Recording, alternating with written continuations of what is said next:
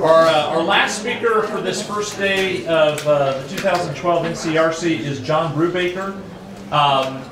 He is a college lacrosse coach and a professor for a little over a decade, and now is author, speaker, and a consultant.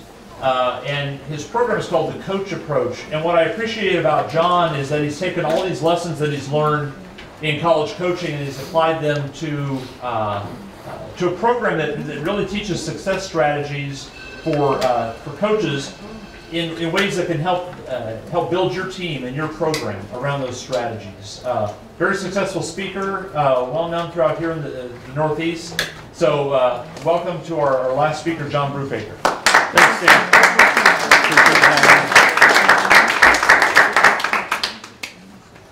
So, there's the theme tonight seems to be lacrosse coaches. I'm an old lacrosse coach. I'll stick with it. So, an old lacrosse coach dies. He's on his way up to heaven. Yeah. And what happens is he gets to the pearly gates. They're closed. St. Peter says to him, "Listen, I'm really sorry. We've changed the process a bit. You can't just come right in." So what happens now is you have the opportunity to go to both places. You get to visit both places. So coach just kind of scratching his head. Okay, I guess I'll have to do that. So first thing he does, I think I'll probably want to go visit heaven first. So he goes to visit heaven first. He gets up there. They shoot him right up there on a cloud. Lands on the cloud. He's laying there. It's the most relaxing, tranquil, serene environment he's ever seen. He loves it so much, he just lays down in that cloud for about 48 hours. Has the time of his life. Never been more peaceful. Finishes up there. They zoom him right back down the pearly gates. St. Peter says to him, "Okay, how'd it go?" He said, "It went pretty well." Well, St. Peter says, "Now you have to go to hell." He said, "Okay, I can do that." Boom! Send him straight down to hell. He gets down there. It's nothing like what he envisioned. All his friends are down there. All his lacrosse coaching buddies are down there. I'm a lacrosse guy, I can say that. So they're all down there. They're playing golf. They're drinking mint juleps. Every time they need a refill, someone's there to bring them a new one. There's air conditioning. It's gorgeous. He has the time of his life with his buddies. They shoot him right back up to the pearly gates 48 hours later. And he says, St. Peter says to him, "It's decision time. You need to decide which place you're going to go and spend eternity." He said, "That's a tough decision. I got to take a nap on a cloud for a couple days. I had the most beautiful experience in heaven. But then when I went down to hell, all my buddies are there. It's nothing like what I thought. It was nice and cool. We played golf. We drank beers. We had air conditioning. It was great. So I think I'm going to have to, I really want to be with my buddies. I think I'm going to have to choose hell." So boom, waves a magic wand, sends him straight down to hell. He gets down there. As soon as he gets down there, he's sweating. It's hot. They're beating him with chains, shooting fire out at him. It's 1,000 degrees. 1,000 degrees. He goes over to the devil. He's like, "What are you doing?" He said, "What do you mean? It's hell." He said, "Yeah, but last time I was here." He said, No. Last time you were here, you were on your official visit." So that is not why the successful succeed. Okay, I don't think we're going to have that problem with anybody's recruiting experience with you guys. So I'll just use that to kind of frame the conversation here. It's been a long day for you. You had dinner. I want to get you up and moving around for a minute. But before I get you up, here's what I need you to do. Follow the instructions. It's a two-step program. First thing you're going to do, you're going to stand up. When I count 1, you're going to cross your arms. When I count 2, you're going to cross your hands. Do you want written instructions? Okay. 1, 2. Okay, you guys got that? I'll keep count. I want to see you go as fast as you can. So let's get up. On the count of 1, cross your arms. Count of 2, cross your hands. For those of you who need further directions, there's the hands. There's the arms. Okay? Ready? 1, 2. 1, 2. 1, 2. 1, 2. 1, 2. Stop. Okay? Now, other arm, other hand on top. Okay? Ready? As fast as you can go. 1, 2. 1, 2. 1, 2. Come on, people. Let's go. Come on. 1, 2. Okay, have a seat. Let me explain to you what just happened. Okay? That's an example. What you saw is an example of motor skills. And unfortunately, motor skills don't change over time. Let me frame this a little bit for you. It's kind of like a baby when they're first getting baby shoes. They don't know how to tie their shoes. They don't know they're supposed to wear shoes. They're unconsciously incompetent. This is based on Maslow's four stages of performance. They're unconsciously incompetent. Okay? Then they move to stage 2, conscious incompetence. Baby knows, he's a little older. I have shoes. I know what I'm supposed to do with them, but I don't know how to tie them. I don't know how to do it. So for new recruiters, I have a new job. I know what I'm supposed to do, but I don't necessarily know exactly how to go about recruiting student athletes, perhaps. So your motor skills aren't all that different than our work skills. Okay? The third stage is conscious competence. As we get a little older, we learn how to tie our shoes, right? We cross the laces over, we loop one, we swoop the other one around, and we pull. We know how to do it. As we get a little further into our careers, we know how to do our jobs. Okay? We know how to fill out the NCAA compliance paperwork. We just don't always do it on time, right? We know how. We know how to qualify student athlete and family. We know how to make the home visit. We're consciously competent in stage 3. But then what happens, just like when you tie your shoes, you get that autopilot element to your performance. Hopefully we're all in stage 4, unconsciously competent when it comes to tying our shoes. I don't think anybody has that problem, right? Okay. But what happens is a very dangerous thing in the workplace. We become unconsciously competent in how we work. I do my job the same way every day. I tie my shoes the same way every day. I make a home visit the same way every time. I make a recruiting call the same way every time. We have that autopilot element, and we're not really, really mindful of exactly how we're doing what we're doing.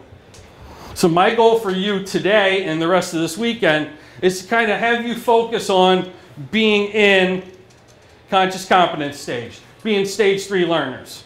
A great way you can practice this at home. I'm not big on theory and jargon. I'm big on straightforward tools that you can go use the second you walk out of here. A great way you can practice this at home. This is what I do every morning. It's part of my ritual, and I try and make sure I stay in stage 3, and I try and be mindful. I'll either brush my teeth or shave with my non-dominant hand. Because you got that autopilot element to just brushing your teeth or shaving. Now for you guys, let me forewarn you, I shave with an electric razor. If you use a blade, let's start just brushing our teeth with our non-dominant hand. So for me, I shave or I brush my teeth left-handed in the morning. And that just reminds me, it sets the tone for my day. I need to be in stage 3 today, John. I need to stay in stage 3. I need to get better. We constantly preach to our athletes, you're either getting better or you're getting worse. You're not staying the same. Well, this is how you can help remind yourself, I need to get better. I need to get better about my qualifying families. I need to get better about my evaluation skills, as opposed to just going to the same showcases in the summer and just looking at the same kids. Okay? So 4 stages of performance, because when you're in stage 4, that's kind of the performance trap. It's a dangerous place to be. So we want to be in stage 3. The topic tonight is why the successful succeed. And there are really 3 keys to the success that anyone who performs at a high level, whether an athlete, coach, musician, actor, recruiter, these are what they do. Trust, what I call assists. What's an assist? Do we have any hockey guys here? Assist is a little different in hockey than it is in, say, lacrosse or basketball. What's an assist in basketball, Paul? When you get the lead to the basket. You make the pass that leads to somebody else getting their name in the paper, right? Okay. So, and the third area is what I call streakness. We'll get into streakness a little later in the program, but basically what streakness is taking a weakness and turning it into a strength. And I think no matter what institution you coach and recruit at, there are inherent weaknesses in your program, in your institution, maybe in your facilities, that other coaches are going to try and use against you in the recruiting process. So to be able to have a process where you can take a weakness and turn it upside down into a strength is going to be huge for you. Okay? Sprinkled into this, just to set the stage, what I call the DNA of the successful. There are 6 areas. The first is honesty. The second is follow-through. The third piece is clarity. 4 is a win-win mindset, thinking win-win in everything you do. The 5th, and this is straight from the book of Naylor, as I like to call it, Dr. Naylor's word, perfectionism. I believe in giving credit where credit is due. Okay? And the 6th piece, the final piece, is controlled confidence, controlled ego, which we'll get into. Okay? Since we're in Boston, I found this really interesting. There's a company out of Boston called the Forum Company.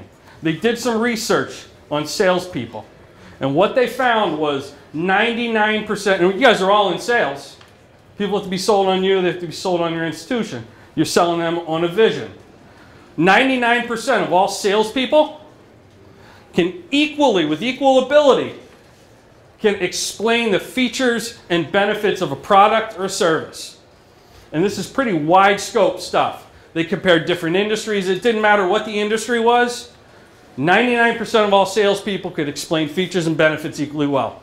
What did the 1% do a little differently? What vaulted them up into the 1%? They developed trust.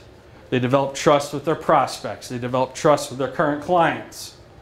Maybe people they're recruiting. So the ability to develop trust is mission critical in what you're doing. Not just early on, but I really believe each year you're kind of re-recruiting your current team to a certain extent. We always talk about buy-in within our program. We're constantly recruiting even after they're on our campus. Am I going too fast? Going okay? Okay. First piece to developing trust is you have to be able to trust yourself. Okay? You have to be able to trust yourself. The first recruit you will sign is the person looking at you in the mirror every morning when you get up and you wake up and you brush your teeth and you go to the mirror to comb your hair. Okay? The first recruit you have to sign is yourself. I do a lot of work training sales teams in different organizations, and I like to use the expression ism. I'm sold myself. Because if you're not sold yourself, and you don't have great self-worth in how you see yourself, how you view your institution and the value you deliver, you don't believe that, no one's going to believe that coming from you. You have to be sold yourself. And the reason why that's important, the reason why the most successful sales professionals, most successful recruiters have reached that 1% level is they believe intensely in their own product and themselves. So the concept of trust thyself. Okay? Because when you are sold yourself, you have better self-worth. You value what you do. You value what you bring to the table, what your organization, your institution brings to the table for that family, for that recruit. And when you really have great self-worth, you're better able to handle rejection and objections. Because let's face it, this is a game of no's. You're going to hear way more no's than you're going to get commitments when you're out there recruiting. Law averages, right? Okay? How many people do you have in your recruiting funnel to get down to the size of the class you want? You're going to have way more people tell you no. Now what happens when somebody you really wanted tells you no? You beat yourself up a little. Correct me if I'm wrong. I did this for a few years. You beat yourself up a little about how you took, what approach you took with them, how you handled your process, the offer you may have made, maybe financial aid, maybe it was your home visit. You beat yourself up over why they say no. And sometimes you don't necessarily get to the truth of why they said no. But the ability to look yourself in the mirror, how you see yourself after that happens, will determine the success you'll have with the next prospect, with the next meeting. So when you have great self-worth, you bring more value to the table. And if they don't see it right away, they will over time. But you have to be sold yourself. Okay? What I'd like to have you do right now, talking about trust, okay? I'd like to have you get up, off your feet again. We're coming here from all over the country, and Canada apparently. So find a couple people you don't know. I want you to collect something. I want you to collect 3 high fives. And it's going to be like a meet and greet. Instead of shaking hands and saying, "Hey, Paul, my name's John," you're going to high five. "I'm John. I'm from Maine." Get yourself 3 high fives and have a seat. Okay? I'm Sean from here in Massachusetts. Nice meeting you. Hey, I'm John. I'm Sean. Jesse McClure from Indiana. Give me another one right there.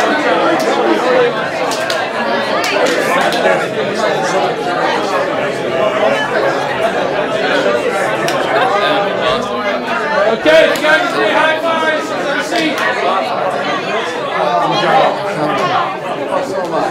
If you can hear me, clap your hands once. If you can hear me, clap your hands twice. Clap your hands 3 times. All right, now give yourself a round of applause. Everybody got 3? You want to know what you just did? You just built up more rapport than if you spoke to that person for 8 hours.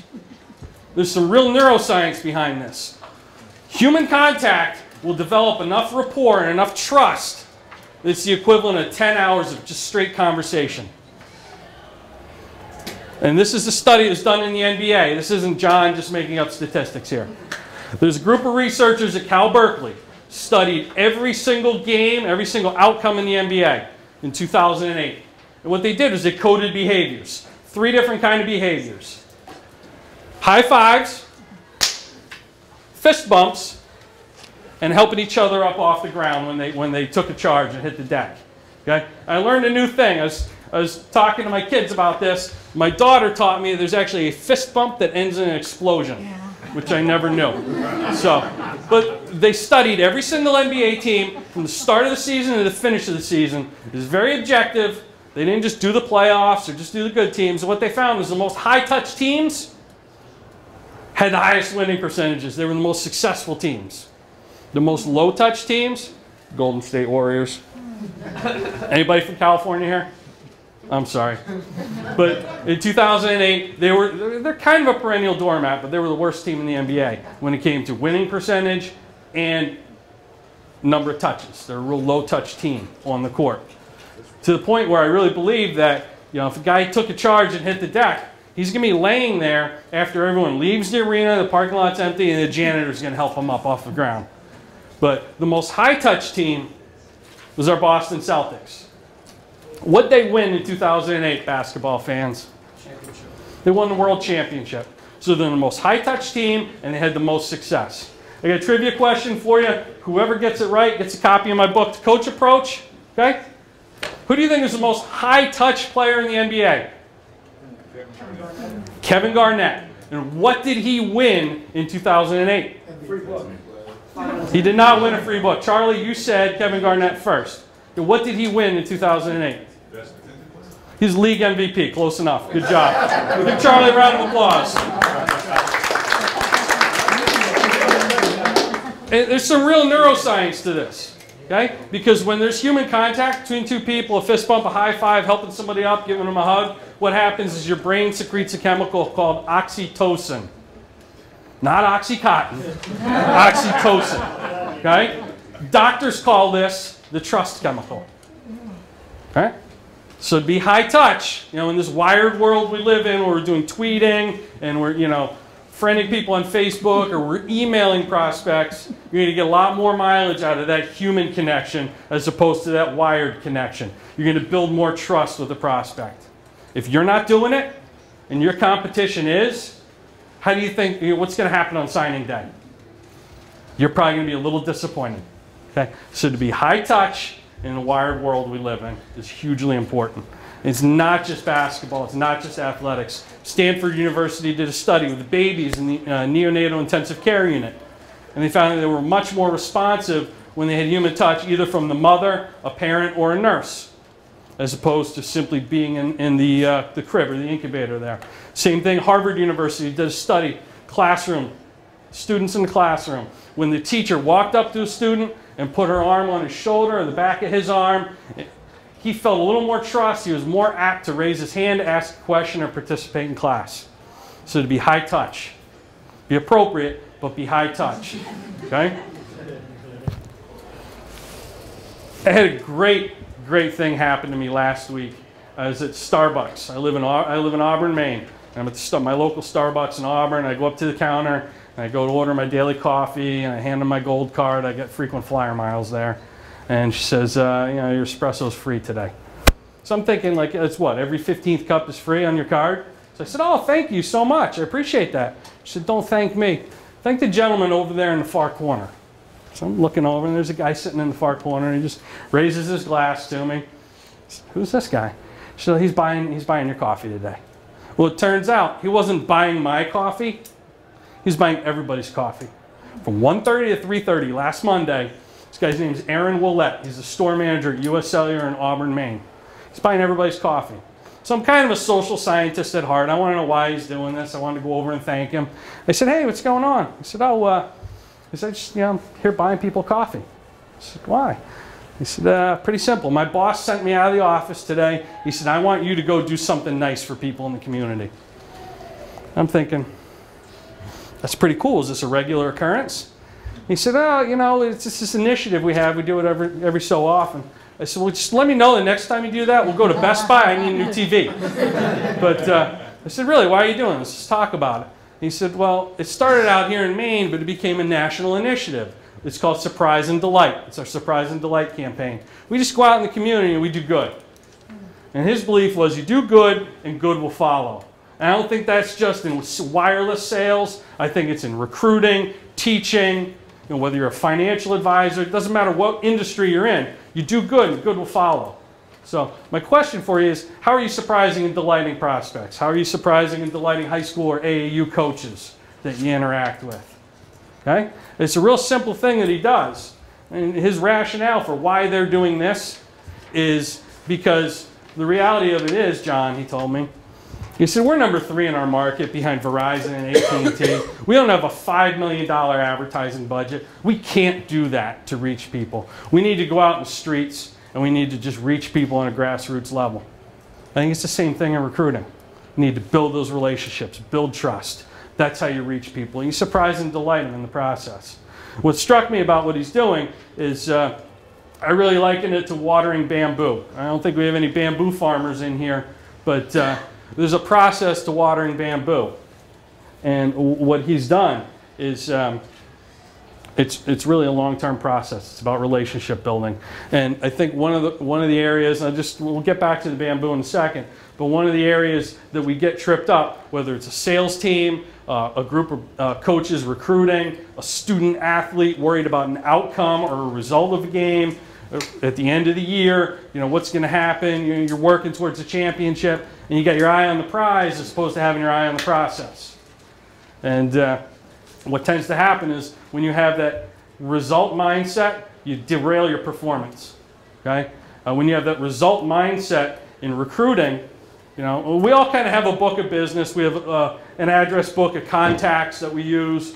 Here's your book of business or your address book of contacts, relationships you've built up with high school coaches, AAU coaches, people you can go to, great recruiting services like NCSA, who's here tonight, and valued relationships. But when you become transactional and you start thinking about, well, what's in it for me? I need to sign, this class. I need to bring in X number of blue chippers. How can you help me? Here's really what you're doing to your book of business. You're burning it up. You're absolutely burning up the best thing you've got. You're not surprising and delighting. You're manipulating. So to be able to facilitate a relationship, facilitate an outcome, as opposed to manipulating. And you won't burn up the best thing you have, and that's those relationships. That's that trust. It's kind of a recurring theme that we're hearing tonight. Building trust, relationship building, the human element. It's really important. You need to hear that more often because we so often have that results mindset. And in regards to bamboo farmers, they do this amazing thing. They plant seeds 6 feet in the ground and they water them every day for a year. Every day for a year. And what do you think happens at the end of the year? Get a small little sprout. Nothing happens. Sorry. That was a trick. Okay? They water it every day for a year. And in the second year, they water it every single day again. They trust the process. Something's going to happen. It's going to take time. They trust themselves. I know what I'm doing. I'm consciously competent. They water it every day. At the end of the third year, what do you think happens at the end of the third year? What do you think happens? Nothing happens at the end of the third year. But at the end of the fourth year, something amazing happens. Shoots up out of the ground, the bamboo stalks shoot up out of the ground at a rate of 90 feet in 60 days. So my takeaway for you with this tonight is, what's your bamboo? Who's your bamboo? And how are you watering it? Because that's what you're doing. Yeah. One of my coaching colleagues coached at RPI, and he was telling me, who do you think is his major competitor for engineering students, student athletes? Right down the road in Rochester, RIT.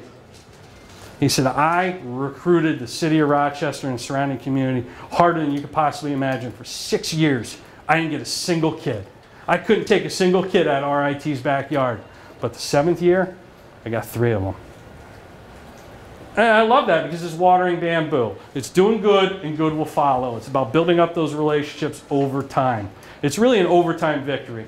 We live in this easy button society where everyone wants a quick fix. You know, overnight successes are years, thousands of nights in the making. So just kind of to have a process to remind yourself of that. Put a bamboo tree in your office. It's good for the oxygen in your office. Okay? It's a great reminder. Water it every day. So it's really what you're doing with your prospects. Next point I want to share with you. Fish for whales, not for minnows. Fish for whales, not for minnows. If you work in sales, any good salesman worth his salt will tell you 100,000 minnows aren't worth landing 1 whale. I would say the same thing holds true with you with recruits.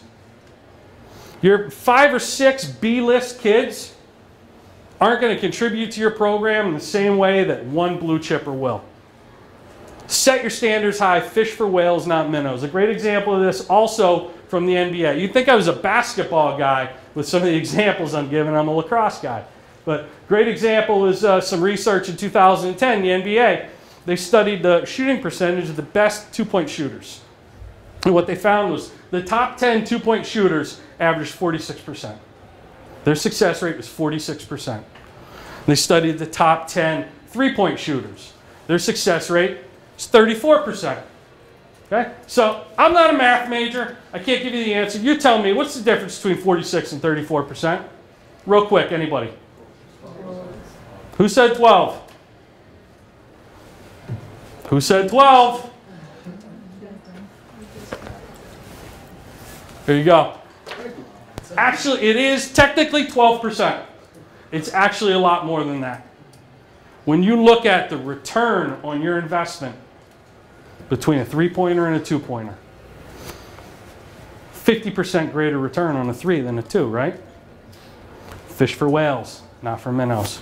You're better off taking a bunch of 3s because you get a 50% greater return than a 2. I think the same thing holds true in recruiting. Go after the best possible student athletes, good talent, like Paul shared with you, good talent. But go after the best possible ones you can. Set your sights high. Okay?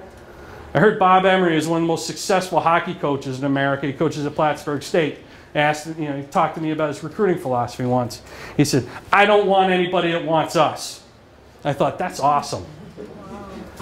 If you go after enough prospects, the right ones, the good talent, and you set your bar that high, you're going to meet it more often than not. Why the success will succeed right there.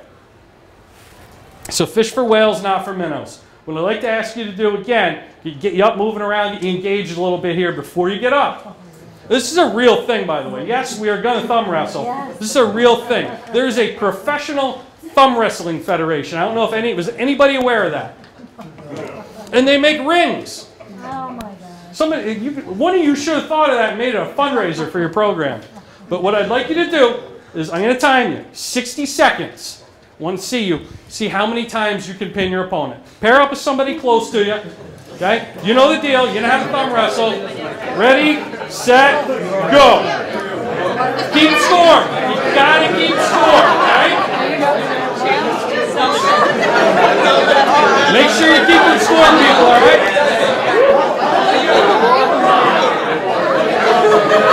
Okay, as many as you can.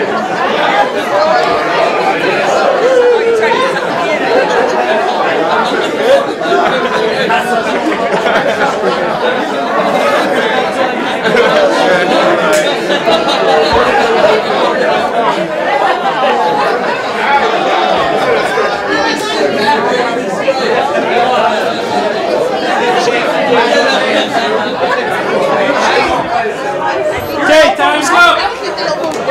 Clap your hands once if you can hear me.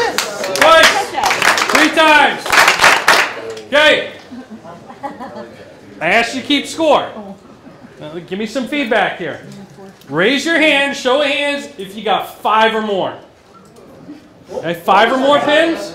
What was the time you needed to hold their thumb down for an actual pin? I just said as many as you can get. Okay? I was being vague on purpose. We had one person that got 5 or more, 2 people. How many did you get? Anybody get 10 or more? 10 or more. Okay. 15 or more. Anybody get 15 or more? Okay. Let me explain to you what we just did. Okay? I don't share this with you to make you feel inferior in any way. I've been doing this in all my team building workshops and all my peak performance workshops for the last 4 years. We always do this. And I've only ever once had somebody get it. Like, really get this. Okay? So, can I borrow you for a second?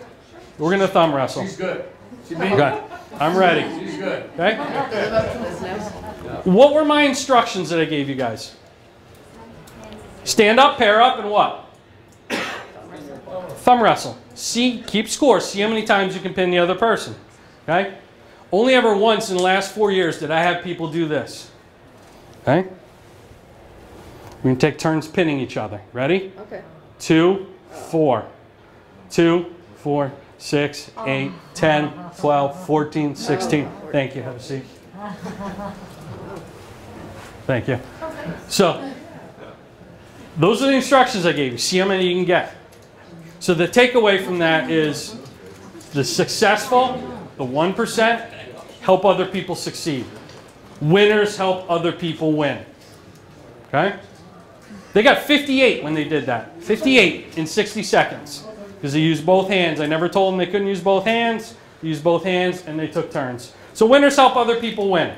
That's a key takeaway for you in the recruiting process. If you ever have a kid who's not a great fit for you, but you can help another institution out, do good and, let me hear it again, do good and, right? Okay, winners help other people win.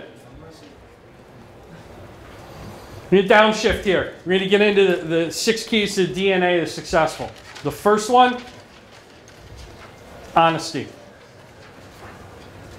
Sales, and we're all in sales in one way, shape, or form, just got eclipsed as the #1 least trusted profession in the United States. What do you think's #1? Big hint. Big hint. Congress. Okay? Congress. This isn't John making up statistics again. This is a Gallup poll from 2 years ago. It's a Gallup poll from 2 years ago. Congress people just eclipsed salespeople as the least trusted. Sales are #2 still. Holding strong at #2. What do you think's #3? Lawyers. Who said lawyers? Awesome. Yes. Attorneys are #3. So how does that relate to you as a recruiter? Ideas? How does that relate to you as a recruiter?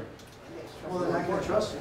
Absolutely. You are at a built-in trust deficit with your prospects and their parents before you even open your mouth and they look you in the eye.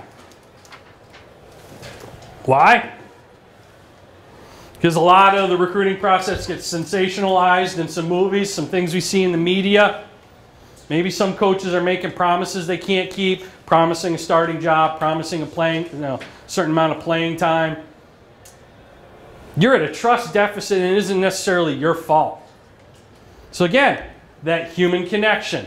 Here's where the oxytocin kicks in again.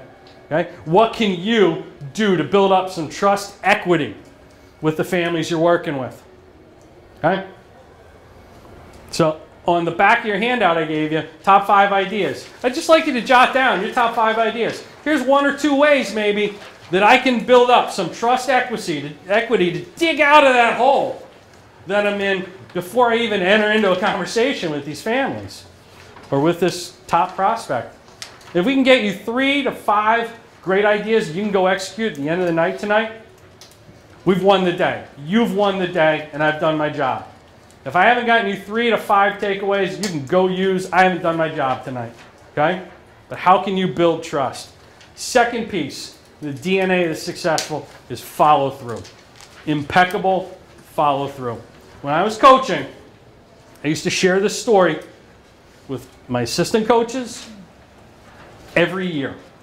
It's a story about Bear Bryant. It's really a story about Paul Bryant. Okay? And now I share it with my clients. I share it with salespeople. Okay? Paul Bryant, when he first took the job, he left Texas A&M and he took the job at Alabama.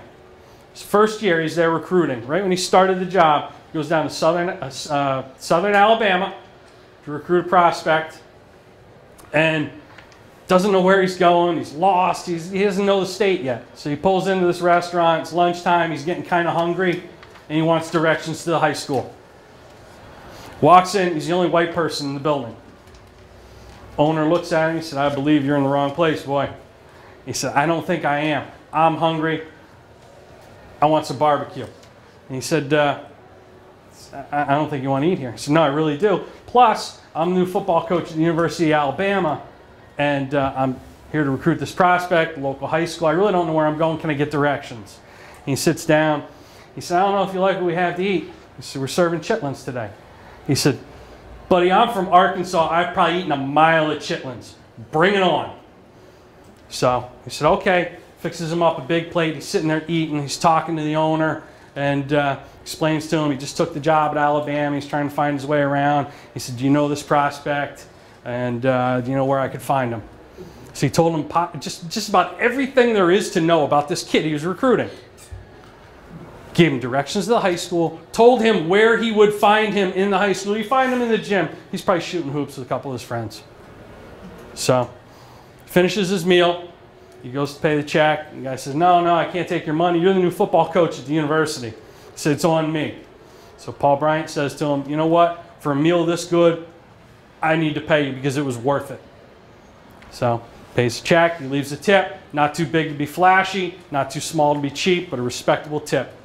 And on the way out, the owner looked at him. He said, hey, do you think when you get back to the university, he said, you could send me an autographed picture of yourself? I'd like to hang it up in here. So keep in mind, he's not the bear yet. He's Paul Bryant. He's still Paul Bryant. He said, yeah, sure, I can do that. Takes down his name and address, puts it on a cocktail napkin, stuffs it in his pocket. He leaves to go recruit the kid. Kid decides, you know what, I want to go to Auburn. So he didn't get the kid. He didn't get the recruit. He gets back to university, takes his keys and everything out of his pockets, finds a cocktail napkin with the guy's name and address. So he's thinking to himself, I don't even have any pictures of myself yet. Gets the campus photographer to take a picture. You know, he signs it, sends it down to him. Fast forward, 16 years later, now he's Bear Bryant. He's got this winning tradition. He goes back down to southern Alabama to recruit a couple of kids. Blue chip prospects that he needs for his program. Two of them, when he meets with them, tell him right away, no, coach, no thanks. We're going to give a verbal commitment out to Auburn, their big rival. Third kid says, let me think about it. Thinks about it, gets back to him. You know what, I think I'm going to Auburn with my buddies. 48 hours later, after he gets back to his office, his phone rings.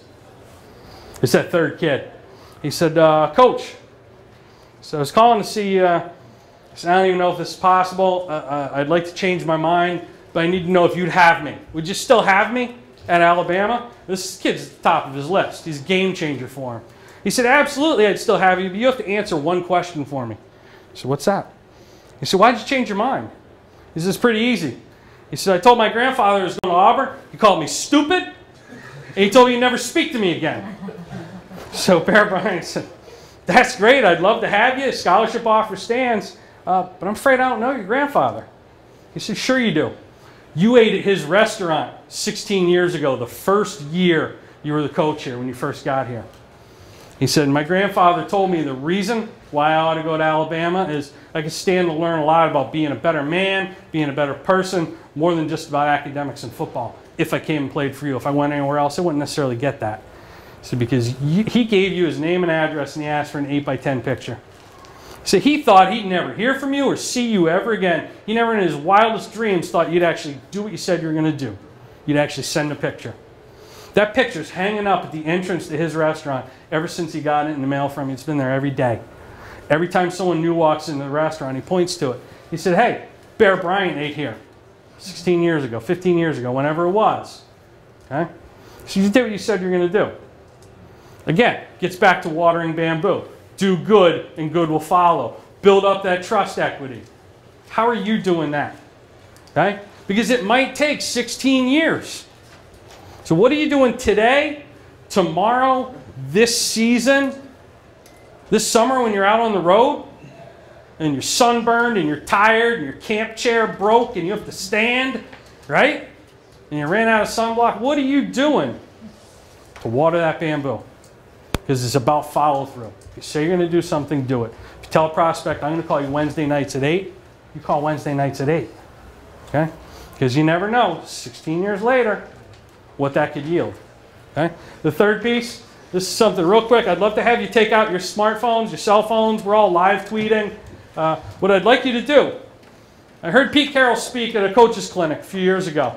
And he's talking about coaching philosophy. And what he did is he asked everybody, he said, anybody in the room, can you articulate for me your coaching philosophy? One guy raised his hand, he said, sure, coach. Now, this is back when, it's actually a few years ago back when Carroll was at USC. And the guy stood up, tried to articulate his coaching philosophy. And Coach Carroll stopped him after about 3 minutes. He said, whoa, whoa, whoa.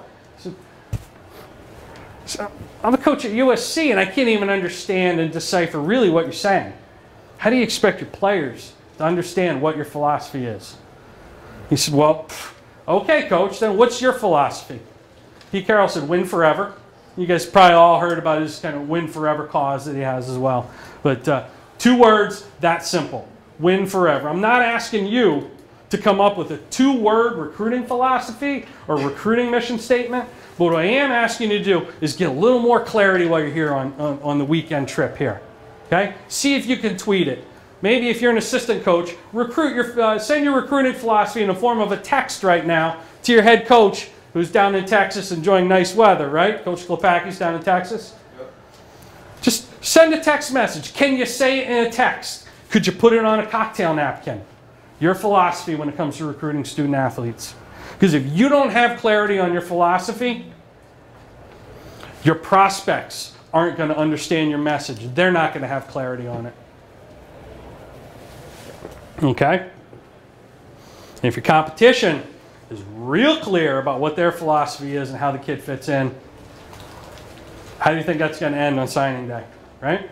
So let's get real clear. I won't be offended if you're texting and you're thumbing out a tweet or whatever, but just see if you can state your philosophy in 140 characters or less. Okay? So the last piece to go along with this, once you're done thumbing it out here, last piece to go along with this, and I'd like to ask you to do an exercise. We're going to check your vision. Okay? We're going to check your vision here tonight.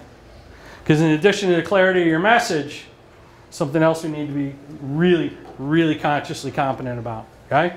So I'd like you to look around the room. What you're going to do is you're going to look around, you're going to look for brown. I want everyone to take 10 seconds, see as many brown things as you can in this room. Find as much brown as you can, and then you're going to report back to me. Okay? Quick. Look for brown, look for brown, look for brown, look for brown. Look for brown. Okay? Got it? Got your stuff? All right, now, trust me. Close your eyes. Everybody close their eyes. I'd like someone to just call out and tell me something red they saw in the room without opening your eyes. So everybody's thinking right now, okay, let's see, whose school colors are red? Whose school colors are red? Okay? How about the furniture? Without looking, keep your eyes shut. We're not talking about the Thomas College polo or the Oneonta State polo. Anybody see any red? The red fire, big red on that wall. Awesome. Okay? Open your eyes. Thank you. It's my last one. Pass it back to him, please. Okay? The red fire alarm. When it comes to recruiting, you've got to have clarity about your message, but also clarity about your vision. I'm going to go back again to what Paul was talking about. Finding good talent, right? You need to know exactly what you're looking for. And that ties directly in with being really clear about what your philosophy is. Okay? If you don't know what your philosophy is, you don't really know exactly what you're looking for. If you don't know what you're looking for, you can't tie that into your philosophy. So to get really clear, this is exactly what I'm going to go out this summer and be on the lookout for. Okay? Because the funny thing is, you know, as you're processing that in your head, some of you are probably trying to think of shades of red. How many people are trying to think of, well, did I see anything burgundy? Was anyone wearing anything maroon? What, you know? You're trying to make things red that might have been a slightly different shade. But to be really clear about your vision for your program, it's going to be huge. Okay? Fourth piece, creating a win-win mindset. Now, I'm a country boy in the big city here. I'm coming down from Maine, come to Boston. I grew up in central Pennsylvania. Where I grew up, there's nothing but horses and buggies, cornfields, and dairy farms. So I love country music. Anybody, we have any country fans here? So who's the person from Iowa? You got to be a country fan, right? I'll raise my hand. The music speaks to me, but more importantly, song titles speak to me. Like one title, I Miss My Ex, but my aim's improving. It just speaks to me. And the reason I love Garth Brooks actually has nothing to do with his ability as a country music singer. There are other artists, I think, probably more talented. But he's a great entertainer. And he works a room better than anybody I've ever seen. And a couple of things. I saw him in Central Park with about 2 million other lunatics back in 1997. I also saw him perform in Mellon Arena. And something really struck me. In Mellon Arena, at the end of the last song, he had a little girl in the front row handing him a rose, handing him a flower. And what did he do in return? Takes off his guitar. One of his stage hands comes over with a Sharpie. He autographs the guitar, and he hands it to her. She gave him a flower, and he gave her his guitar, an autographed Garth Brooks guitar. You talk about, it's a 12-year-old girl. You talk about making a customer for life, surprise and delight, right? Was she expecting that? No, he surprised her and he delighted her. Okay? So I got 2 questions for you in regards to this. All right? First of all, how did she end up in the front row? Garth Brooks has a policy. If you go to the arena early in the morning on the day of the show, here's what you're going to find. It's going to be empty, first of all. But you're going to see one guy sitting in the nosebleed, sitting in the worst seat in the house, in his sweats, his t-shirt, and his ball cap. And it's going to be Garth Brooks. What's he doing there? He's getting the perspective of the customer, the paying customer, who has the worst seat in the house. How are they seeing the stage? How are they seeing him? Then what he does is he buys the whole front row. Pays cash. It's not part of the contract. Pays cash. Buys the whole front row. And he moves the people sitting in that obstructed view seat, the blue-collar families who probably had to scrape and save to purchase tickets to go to that show and sit in the back row. He has an usher at the beginning of the show come up to him and say, let me see your tickets. And it's almost like there's a little theatrical element to it. Let me see your tickets. So look at the tickets. I'm sorry, you're in the wrong seats. And you imagine that family looks back and they see a brick wall. It doesn't get any worse than this. What do you mean I'm in the wrong seats? And then he has the usher explain to him, Mr. Brooks sent me up here. He said, your seats are down there tonight. So they go from this to that. He gives them a front row seat. Okay? You talk about the PR, the marketing mileage, making something go viral before it was big to go viral. So who are you giving your guitar to? And who are you moving up to the front row? Who's in the back row in your process that you can move up to the front row? Okay? Maybe it's a high school coach after they lose a big game. Reach out to them. Make them feel important. Okay? So I'd like you to write that down. Just jot down one idea. Okay? Guitar. Here's how I can, figuratively speaking, give a guitar to somebody. Here's how I can move somebody up to a front row view. Surprise and delight. Over-deliver. Do good and Good will follow. good will follow, right? Next piece. Here's my book. I'll get you later. I got one for you. Next piece. Paint the picture. We're all good at talking about our institution. Features and benefits. 99% of all salespeople explain them equally, right? The 1%, what do? Beyond build trust, they paint people into the picture. This is a picture of my groundskeeper, my coach at St. Andrews University. And what I would do is Eddie, we call him the Turf Master General. What I would do is people who are important to my program, the groundskeeper and the bus driver. If our coaches got coaches gear, hats, polo shirts, whatever it might be, you can rest assured he's wearing that same blue visor that we are. Bus driver, he shows up in a silly uniform. I have him, take your hat off. You're on our team. Take one of these. You paint them into the picture. I think we have to do the same thing in the recruiting process. Paint, whoever's the champion for that kid, whoever's going to help them make that decision, paint them into the picture. Paint the kid into the picture in the recruiting process. A couple ways you can do that. Here are a couple quick ideas how you can paint them in. First one, sort of the Division I version of it. Okay? Paint them into the picture when they come to visit the facility. Put their name up in a nameplate. Ask them where in the locker room they'd like to be next year. And where do you want your locker next year? You want to be next to Joey and Bob? Where would you like to be? Maybe have their name on the back of the uniform. I don't know if that's legal anymore, if you can still do that. But find a way to paint them into the picture using your resources. Okay? Here's a Division III version of that. Right? Send them a roster. Email them a roster. Mail them a roster with their name in it. Here's how I anticipate next year's roster to shake out. You and the other 5 guys that we're recruiting to come into next year's class. Paint them into the picture. Maybe ideally they build a relationship with those 4 guys, 5 guys during their visit. Maybe have them there all together. Okay? There's a comfort level there. One thing kids are big on, inclusion. They want to know, and you see with your athletes on the field, they want to be included in decision making. They want to be painted into the picture. They also need to know the why. Well, that's where you picture me. Why? And explain it to them. Be honest. Okay? But paint the picture and paint them in. Dan did a great, where's Dan? Dan did a great job. I don't even know if you realize it. Dan painted me into the picture tonight. We talked a couple months ago about me coming and speaking. Normally I go do a speaking engagement. The company flies me in. I do my thing, speak to the organization, and I leave. Dan painted me into the picture. I don't want you to just come speak. Come stay the weekend. Have dinner with us. I want you to attend the other lectures. I want you to attend the round table on Sunday.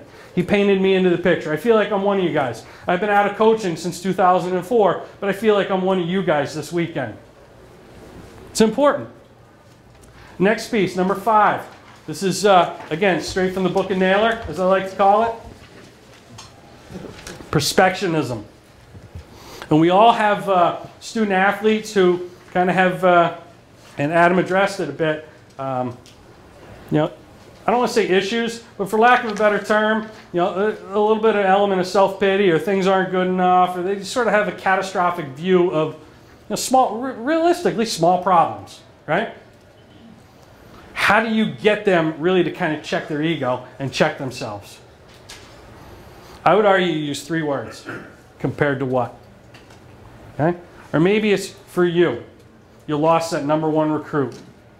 It's the end of the world. We're going to suck next year without Johnny. We're not going to be the same team. I was really counting on him. He gave us his verbal commitment. What? The kid's word isn't any good. And you just sort of feel like your world's coming down on you. And in reality, we all work in sports. We work in the toy department of life. Okay? Compared to what? That was horrible? Kid said no to you? You're going to get way more no than you're going to get yes. Compared to what? Chemotherapy? The housing crisis that we're experiencing right now? We have roofs over our head and people are losing their homes. But to have that perspectionism, to really kind of reel yourself back in, reel an athlete back in, or maybe it's a prospect. Something went wrong with their financial aid. Hey, we'll get this fixed. We'll get it straightened out. Things aren't as bad as it seems. Give me 24, 48 hours. We'll get things worked out. Okay? But to create some perspectionism for them is going to be huge. Hey, the way I like to do this is to have a have to versus get to philosophy. Okay? I got this from one of my mentors, the author, John Gordon. Have to versus get to. We all talk about things we have to go do. I have to fly straight from Cincinnati down to Jacksonville, and then I have to be in Lexington for these 3 showcases. I got to turn this thing around in like 4 days, 3 different cities. You don't have to. Actually, you get to. Okay? Toy department of life. Right? It's perspectionism. You have an opportunity to influence young people's lives. We all do. And that's huge. You're not coaching because you're getting rich working in education, are you? We could all leave the profession tomorrow. I'm not suggesting you do this. We could all leave the profession tomorrow and probably get a pay upgrade going to do whatever it is we're going to go do. I know I did when I got out of coaching in 2004. I went to work for, where do you go when you get out of coaching? I went to ESPN Radio. I worked in Fayetteville, North Carolina as a station manager and show host down there. Okay? You're not doing this for the money. So you get to go do these things. Your student athletes get to go do these things. Okay? So to have that perfectionism, what do you get to do every day? I'd like you to ask yourself that question this weekend. What do you get to do?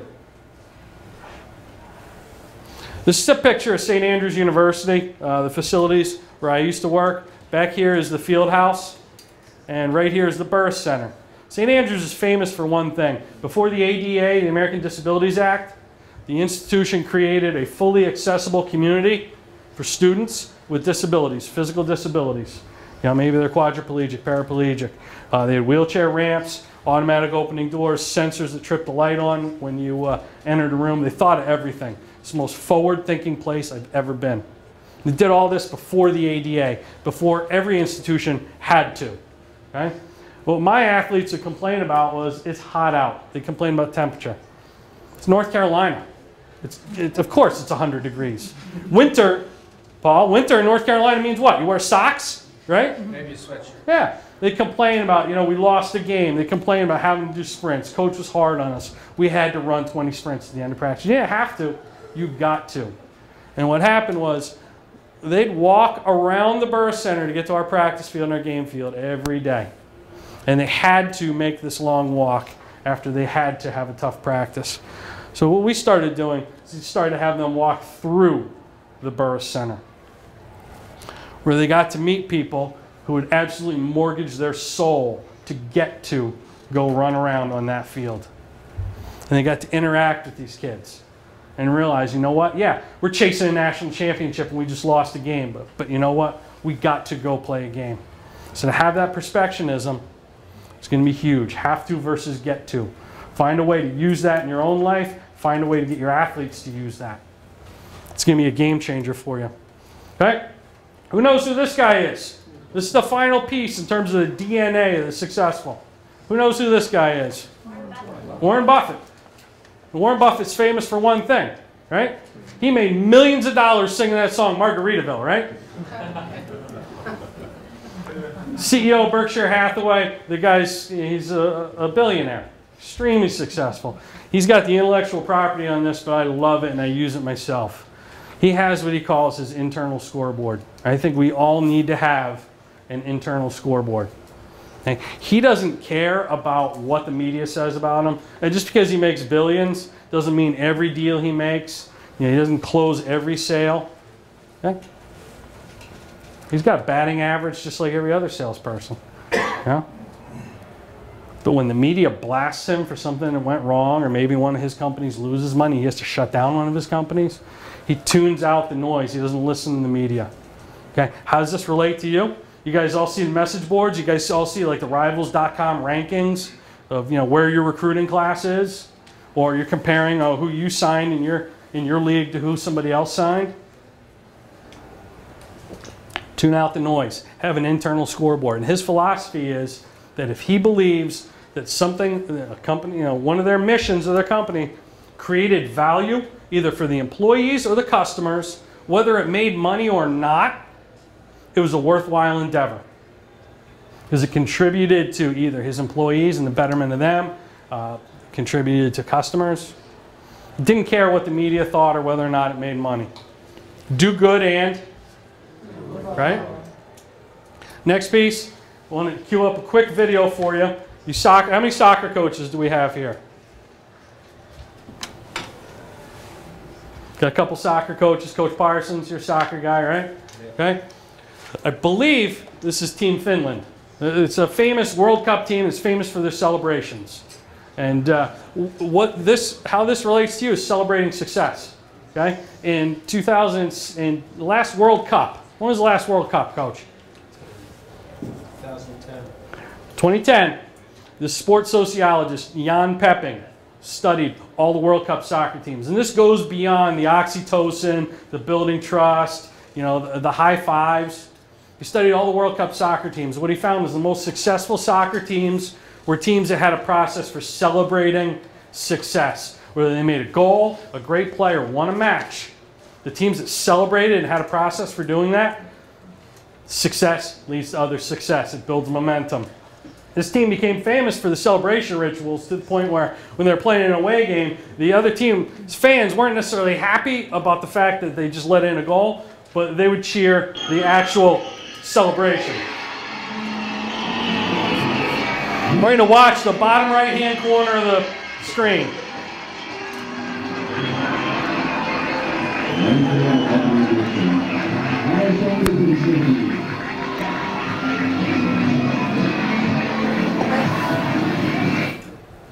You can find them all over YouTube. They do another one. It's a human toilet. It's absolutely hilarious. So, question for you. Your competitors, who are supposed to be your critics, how are they talking about your success and what you do? That's become their calling card. Okay? I would argue that you got to have a process for stacking the deck in your favor. Quick story about one of my sales reps. When I worked at Fox Sports Maine, I had a sales rep named Tiana. And this relates to what I call poker chip theory. And what poker chip theory is if Paul and I are playing Texas Hold'em, and he's got 100 chips in front of him. He's got a big pot of money in front of him. And I'm down to 10 chips. And we're playing 5-chip hand. You know, is he going to play his hand differently than I'm going to play mine? He's got 100 chips in front of him. He's loaded. I'm down to 10. How's he going to play? This is the interactive portion of the... I'm going to be aggressive, nothing to lose, everything's game. Yeah, he's going to play to win. And I'm going to play my game like I'm playing not to lose. I'm going to be real conservative. I'm going to be thinking, what if? Instead of being present in the moment, playing with reckless abandon. Okay? So I think a lot of times we go into the recruiting process that way. I'm going to be very careful here. Okay? I know these other schools are after this prospect. Okay? But to be stacking the deck in your favor, celebrating success. I look at really documenting and having a celebration process for succeeding as adding chips to your pile. Okay, I call it poker chip theory. So how are you adding chips to your pile? How are you celebrating when you get off the phone with a prospect, you get a verbal commitment, or maybe a kid agrees to visit? Are you celebrating as a staff what you're doing? Success leads to success. It builds momentum. Okay? So to be able to stack those chips in front of you, what I do with my coaching clients is I give them a poker chip. It's a reminder chip. I call the exercise 3x5. They have to micro journal. In a journal, I give them 3 successes they have every day, no matter how small, by 5 o'clock. Every time they reach in their pocket to grab their phone or their keys, they got that reminder chip in there to see the good, see what they have, not what they don't have. Okay, see what they have, not what they don't have. I had a sales rep who, her numbers were really bad. Her name is Tiana. First 3 quarters of the year, her numbers were really bad. And she went for training. She went through the whole sales training process just like everybody else did. But you know, there are people who probably wanted to buy advertising from her, and she couldn't sell to them even though they wanted to buy. And then something changed. And we did coaching with her, weekly meetings. I asked her what changed, because her numbers just shot up during the 4th quarter. And she told me, she said, I was talking with one of my colleagues, sells advertising for one of our competitor stations. And you know, we're talking just about the business. And I hear him talking about how he could help his clients, how he could help them make money, promote their business. And I found myself talking about how I could get to my quota, how I could upsell a client. So it was facilitation in the sales process versus manipulation. He was trying to facilitate an outcome to help. Winners help other people win, to help the client succeed. She was trying to worry about the result. Again, book of business, worried about the result, not following the process. Okay? And then she found herself thinking, well, maybe if I just shift my focus and I start to celebrate the small successes. I get off the phone with a cold call and they say no. I don't make the next cold call. What I do is I call a current customer who's real happy with me, who likes our station. And it shifts my mood. So I started to find myself celebrating these little successes and making the next cold call easier. And when I felt a little more confident, I looked a little more confident. When I looked a little more confident, I sounded a little more confident. Okay? So how do you recruit after a loss? After a prospect tells you no and you're making 50 phone calls in one night on July 1st or whatever your recruiting process is, someone tells you no, what do you do? Because you're going to start to, you're going to get beaten up. It's a game of failure. You're going to have more failure than you will success. So how are you shifting your focus? Again, going back to what Adam uses, perfectionism. Okay? Changing your mindset helps you change the outcomes. Just one point on that. What I used to do when I was coaching is when we would lose a game, I would go out that night in an afternoon game. If we lose, I'd go out and recruit. Because you just suffered a defeat, but now you got to get your face out there and you got to go, like you just said, go right back at it. It's easy to go out and recruit after a win because everybody knows you won. But when you go on after a loss, people look at you and say, "Oh, everything must be okay because he's out." You got to sound like a winner, though. You got to go put a smile on. No matter how you feel, you need to act differently than you feel. Okay? So she started to act like a winner. She started to have results. Her numbers are better than anybody else's. So what we did was we took that same process and applied it to everyone else in our department. Winners help other people win. Okay? Talk about streakness. Adversity to advantage. Okay? Arnold Palmer, world famous golfer, Arnold Palmer goes down to a fundraiser golf tournament for the Blind Golf Association in Alabama. And he meets the 11-time club champion over here. He said, "You're incredibly successful. How do you do it?" So the guy tells him, "You know, it's actually pretty easy, Arnie. Here's what I do. I stand up at the tee box and I have somebody down on the green and they take the flag stick out of the hole and they hold a little bell over the hole and they ring the bell. So my vision, I don't know my vision, but my hearing's pretty good. What happens when you lose one of your senses? The other four get heightened." He said, I can hear, the distance where the bell is, and I just hit the ball towards the hole. I can tell if it's dog leg left, dog leg right. I'm pretty good." He said, "Seems like it. 11-time club champion." He said, "Yeah, I bet I could beat you." I said, "I don't think so. I'm Arnold Palmer." He said, "No, really, I bet I could beat you." So Arnie's kind of getting annoyed, He said, "Really, you think so?" He said, "Yeah, you know what? I bet you $1,000 I can beat you in a round of golf." So Arnold's like, "All right, you know what? Fine. You tell me where, you tell me when. We're playing." He said, "Tonight, right here at midnight." Adversity to advantage. Taking a weakness, turning it into a strength. True story. Taking a weakness, turning it into strength. How are you doing that at your institution? We all have challenges. Some people may have facility challenges. You're embarrassed to show a prospect your facility. Play some neutral site games. Play some neutral site games at their high school maybe. You know what? We want to bring the game to you so your family and friends and relatives can see you play a little more often. Our institution's located kind of far away. We're going to do a neutral site game every year in Boston or wherever it is to accommodate you and your family. You can do that if you don't have a facility to sell, right? Things like that. Get creative. Turn adversity to advantage. Okay? I didn't have a facility to sell when I worked at ESPN Radio. Our office, our studio was, I would call it a hole in a wall, but that would be an insult to holes in walls all over the world. We had nothing. So what we did was neutral site game.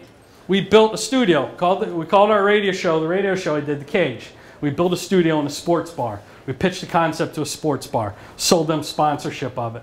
Okay? Became a $10,000 a month account. We're trying to compete for advertising dollars. This tiny 1,000-watt AM station that basically had a bomb shelter for an office. We're trying to compete with 100,000-watt FM stations with ratings, 50,000-watt popular FM stations in our market. We can't do the same things they're doing. You can't do, if you're the number 2, or going back to what Adam Ouellette did with US Cellular. You're the number 3 brand in your market, so to speak. You got 2 teams in your conference right in your backyard that are better than you. You got to do it differently. Okay? Get creative with this. Some of the best ideas you will get for your recruiting isn't going to be just doing what everyone else is doing. It's going to be borrowing ideas from other industries. Okay? That's how the successful succeed. They get creative. They find resources that create advantage out of adversity. Okay? It's not about throwing money at a recruit, throwing money at a problem, scholarship dollars. It's about recruiting with your heart. You're going to win more with your heart than you will throwing money at a problem. I see that so often in businesses. Employee engagement is at an all-time low. It costs organizations annually upwards total of $350 billion a year. Disengaged employees. And what are they trying to do? They're trying to throw money at a problem as opposed to relating, building trust, okay? Being high touch. That's going to get you way more mileage. Okay? I want to leave you with this last thought. You don't have to be a whole lot better than your competition to be successful. And the best way I can explain sales to anybody, again, law averages. It's an awful lot like being a batter in a baseball team. Where's Coach Sanborn? Okay? What's the difference between a 200 hitter and a 300 hitter?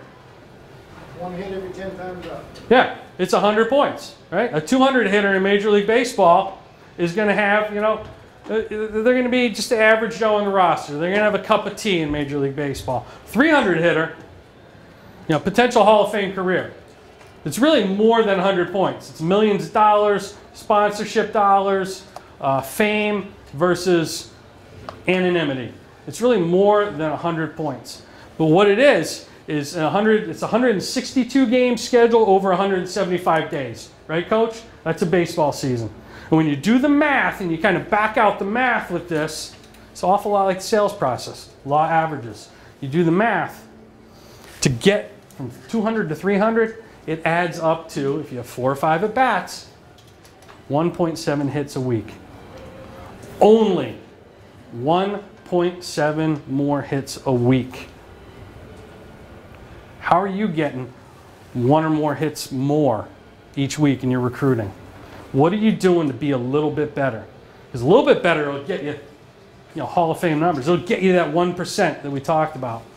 You don't have to be a whole lot better than who you're recruiting against and competing against. You just need to be a little bit better and work your process. So think of some of the little things you can do. And I talk about this a lot in my book. It's really a business of little things, coaching. And little things win big games. In business, little things make a big difference. You're being sold yourself, trusting other people, building those relationships. Last thought I want to leave you with. What's more important, knowing how or the commitment to get something done? What's more important?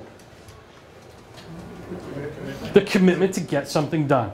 So what I'd like you to do is pair up with someone you didn't already high five or thumb wrestle, and I want you to tell them, this is my number one takeaway from John's talk tonight. Here's one step I am going to take when I walk out of here to make my program better, to improve my recruiting, maybe to change my mindset when I go out on the road and meet with prospects and their families.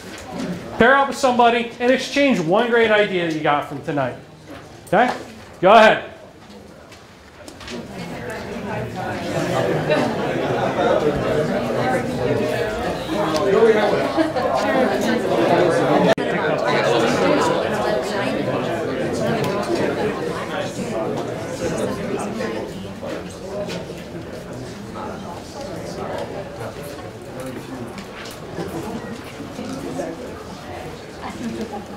Okay, here's my recruiting pitch. And the financial aid, the grant and aid that's attached to it. I'm scholarshiping you guys 25% this weekend.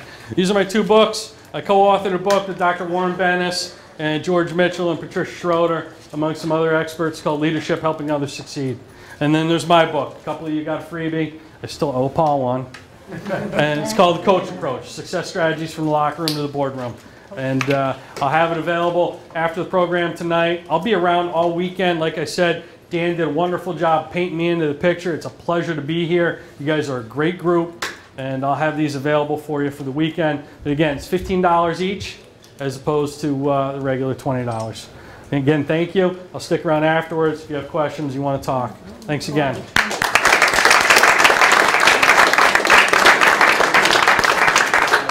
Just one more minute, then we're going to let you go. We start at 8 a.m. tomorrow. So I know we're ending a little bit late. I appreciate your time and attention. So get your rest, but also have fun. I know a couple of you are heading into the city. Have fun.